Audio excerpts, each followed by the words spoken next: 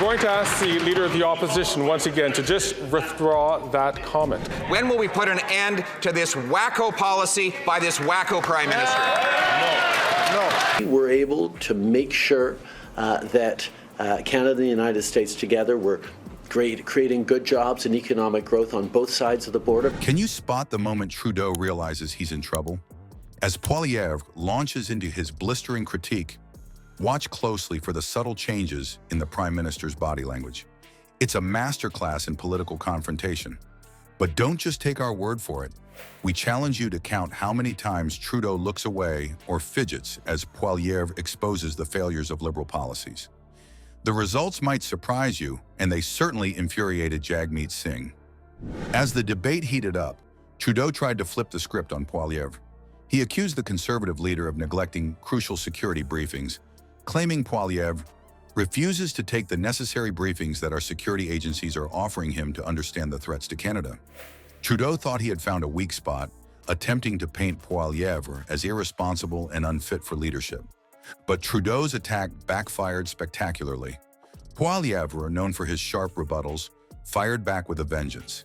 He turned the spotlight on Trudeau's own failings. Respect, impartiality, and decorum are values I continue to prioritize for my speakers. 22 British Columbians have died of drug overdoses, but he continues to allow those drugs to kill the people in our hospitals and on our public transit. Linking Liberal policies directly to a surge in hate crimes and violence across the country. Poilievre didn't hold back, citing a shocking 21% increase in hate crimes under Trudeau's watch. He went further, mentioning specific incidents like firebombings of synagogues and bullets shot at Jewish children's schools. The crowd's reaction was telling. As Poilievre delivered his counterattack, the audience seemed to rally behind him. Applause and murmurs of agreement filled the air, while Trudeau visibly struggled to maintain his composure. It was clear the Prime Minister was losing control of the narrative he had tried so hard to establish. Trudeau's attempts to defend himself fell flat. He weakly asserted, "That's not leadership, Mr. Speaker," in response to Poilievre's criticisms. The thing is that there are a lot of similarities. You know, Canadians and Americans are both worried about the rising cost of living, and they're worried about jobs and where prosperity is going to come from. After 9 years of this Prime Minister, everything is broken. 25% of Canadians are now living in poverty. But his words lacked the punch needed to regain ground. Poilievre, sensing weakness, pressed his advantage. He boldly declared, "These divisions are the result of him under his leadership," further cementing the idea that Trudeau was to blame for the country's problems. As the dust settled, it was clear Poilievre had emerged stronger from the confrontation. Trudeau was left scrambling, his planned attack having backfired dramatically. The Prime Minister's frustration was palpable as he struggled to find a coherent response to Poilievre's onslaught. Wacko with extremist. He is an The honourable member to please. Speaker has a very, very, very long history of partisan Liberal political activity. This exchange set the stage for even more intense confrontations in the future. With public opinion seemingly swaying in Poilievre's favor, Trudeau will need to regroup and rethink his strategy.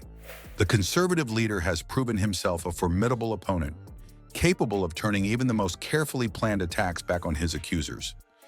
As the next parliamentary session approaches, Canadians can expect the political fireworks to continue, with both leaders fighting fiercely for control of the nation's future.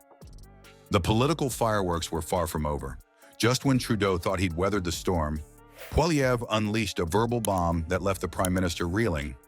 What single word did Poilievre use that caused such an uproar in Parliament?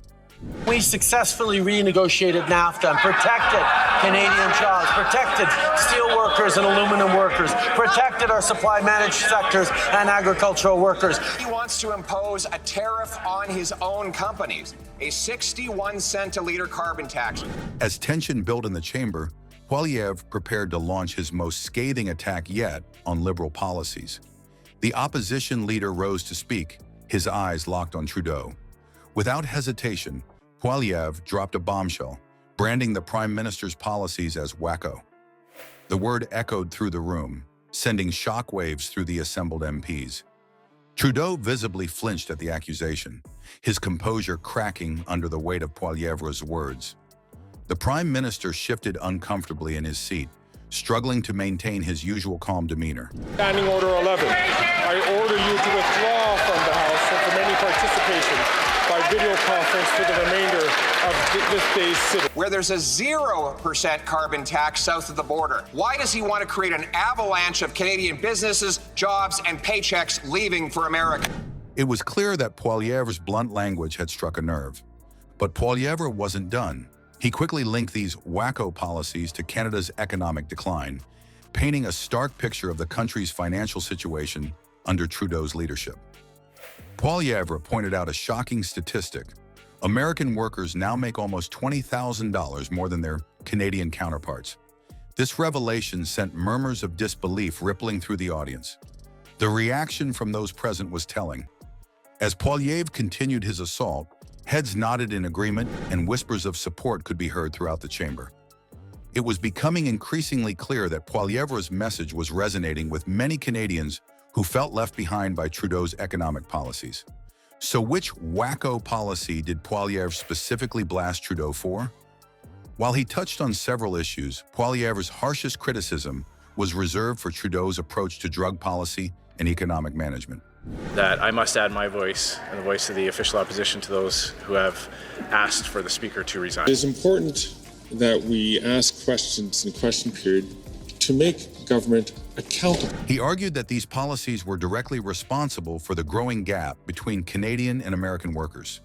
Trudeau, caught off guard by the ferocity of Poilievre's attack, attempted to defend his government's record.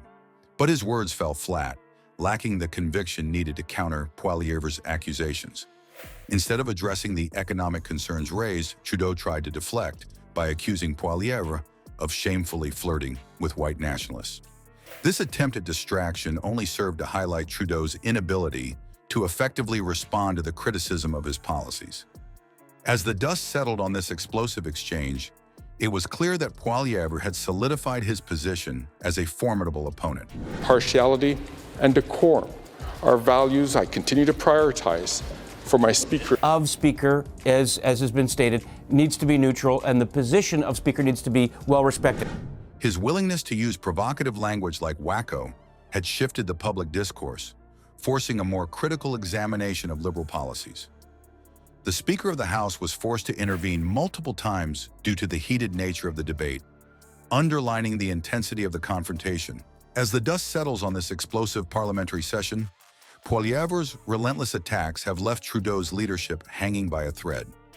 The Prime Minister's fumbling responses and weak defenses have only fueled growing public discontent with Liberal policies. Canadians are waking up to the harsh realities of economic decline and rising crime rates under Trudeau's watch. From coast to coast to coast, the leader of the Conservative Party at the time referred to our approach as dumb. 38% more people are homeless. Housing costs have doubled. But this is just the beginning. The next parliamentary session promises even more fireworks as Poilievre sets his sights on bringing down the government. With the NDP Liberal deal in tatters, a vote of non-confidence looms on the horizon. Trudeau is cornered, and his days in power might be numbered. The political landscape is shifting rapidly. Poilievre's bold accusations and hard-hitting style are resonating with voters who are fed up with Liberal failures. As Canadians look to the future, one thing is clear: Trudeau's grip on power is slipping, and Poilievre stands ready to seize the moment.